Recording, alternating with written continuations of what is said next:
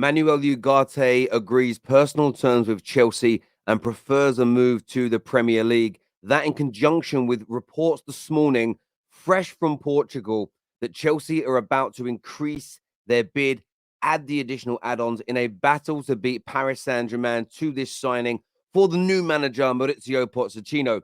Also going to delve into an update around Harry Kane. Not just Man United that want him, but Chelsea and Real Madrid and others may be getting involved as well. Make sure like buttons have been hit. Make sure you're subscribing to the Football Terrace right now. Scan the QR code, by the way, to go listen to the latest Top 6 podcast on Spotify. Get that done now. But this transfer window is very fresh, very new, but it's heating up.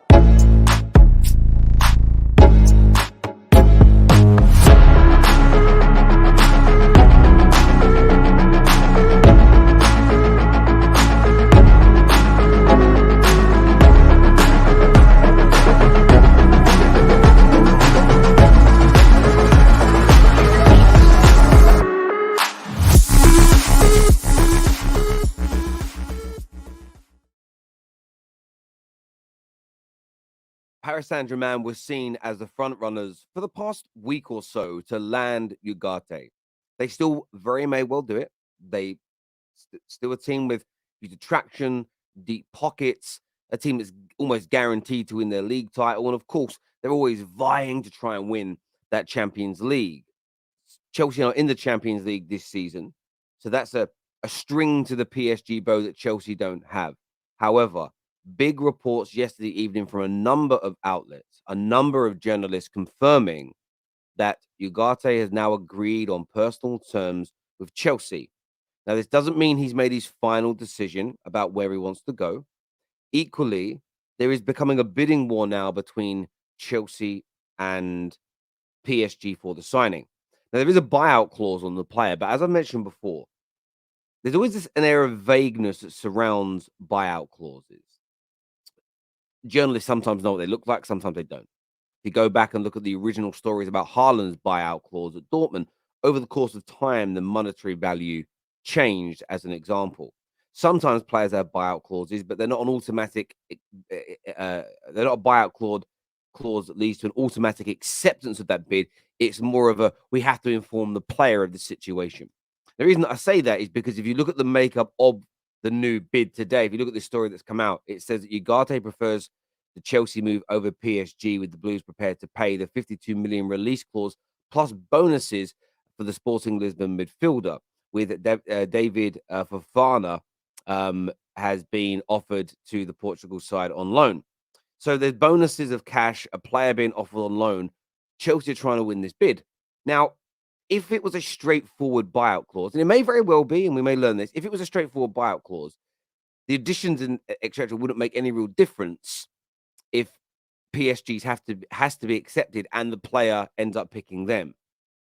Is there an option here where maybe Sporting can say no to PSG's bid and yes to Chelsea's because it's of higher monetary value? That may be written into the clause. Maybe it be we have to accept bids that come in, but we can, maybe there's a clause that says Sporting have the right to pick the best bid for them. I'm just putting it out there because a few people have been asking, well, why do these add-ons and player swaps and loan deals, why does it matter if PSG offer the buyout clause? Because Sporting can't stop what goes on.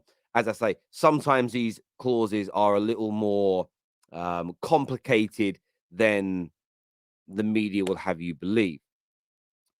But Chelsea, according to a lot of the mainstream media, now this isn't coming from the British press, by the way, as well. Sometimes you get this, the British press, the mouthpiece of Chelsea, they'll spin the story a certain way. This is coming directly out of Portugal. And I will add, it's the same Portuguese outlets whom were probably 2 weeks ahead of the British press surrounding Darwin Núñez picking Liverpool over Manchester United. A lot of the British press was saying that Man United had pretty much had that deal done. The player wanted to join.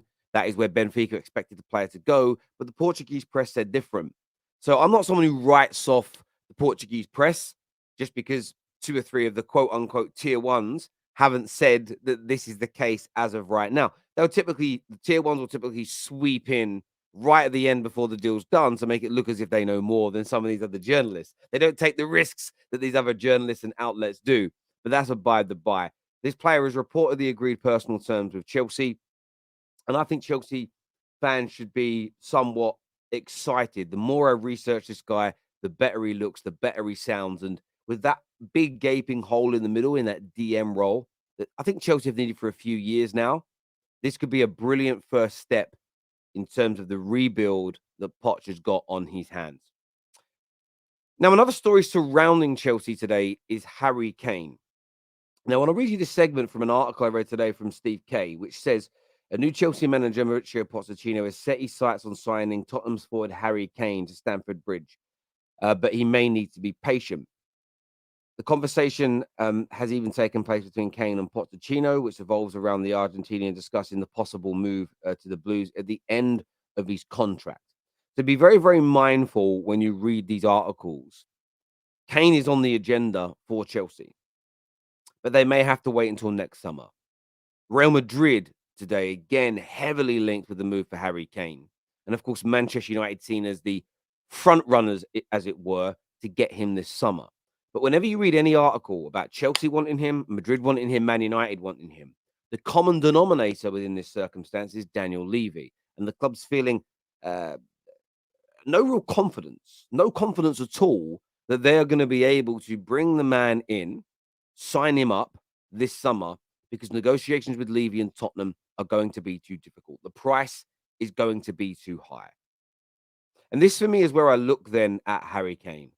Now, I know that he's a Spurs legend, highest goal scorer in their history, the highest goal scorer for England whilst being at Tottenham. That club has very little to celebrate, very little to cheer about, barring their beautiful new stadium. So I understand that he doesn't want to run the risk of upsetting that fan base that loves him. You just look at the way Spurs fans were tweeting yesterday about Mauricio Pochettino because he joined Chelsea.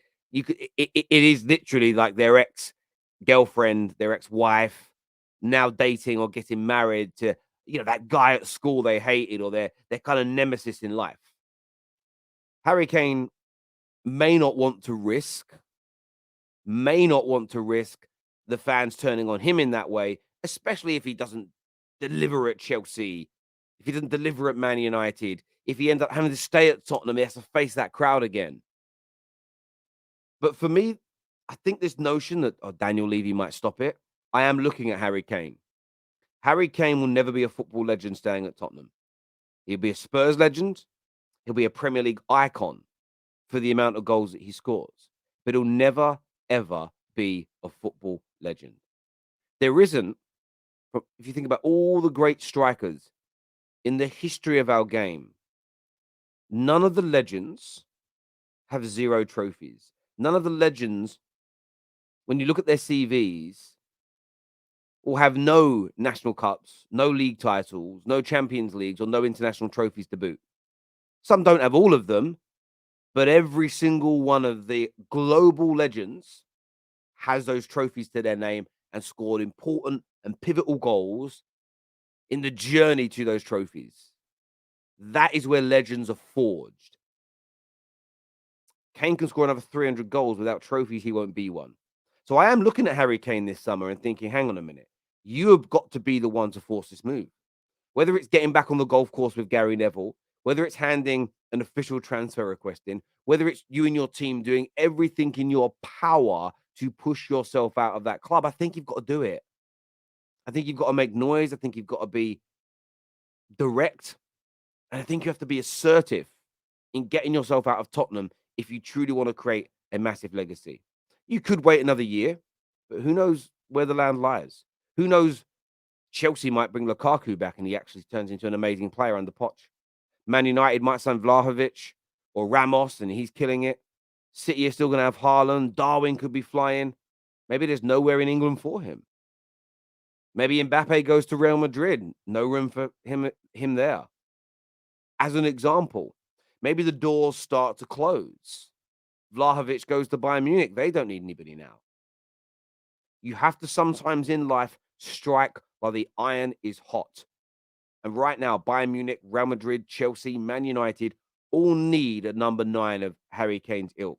Him not forcing this move out of Tottenham could again be another catastrophic mistake in his career. Just like signing his previous deal at Tottenham. Should never, ever, ever have done it. Because he'd be scoring these goals anywhere. In fact, I think he'd be scoring even more goals at a better footballing club. A team that plays better football and creates more chances, Harry Kane would thrive to another. This guy scored 30 league goals this season in one of the worst Tottenham teams I've ever witnessed. Imagine him in a team with scintillating football, brilliant creators. This guy could easily hit 35 to 40 league goals. He really could. But my eyes are on Harry Kane here, not Tottenham and Daniel Levy. I think Harry Kane holds the power. But let's see what happens. Viewers, thank you always for tuning into these videos. Please make sure you hit the like and the share button. The Straight Facts show in Lee Gunner later this afternoon, so make sure you're tuning in for that. And of course, go and download now. Set it on auto download on Spotify. The Top 6 podcast comes out twice a week. Big show uploaded this morning, so go and make sure you download that. Have a little bit of a listen to it at your leisure as well.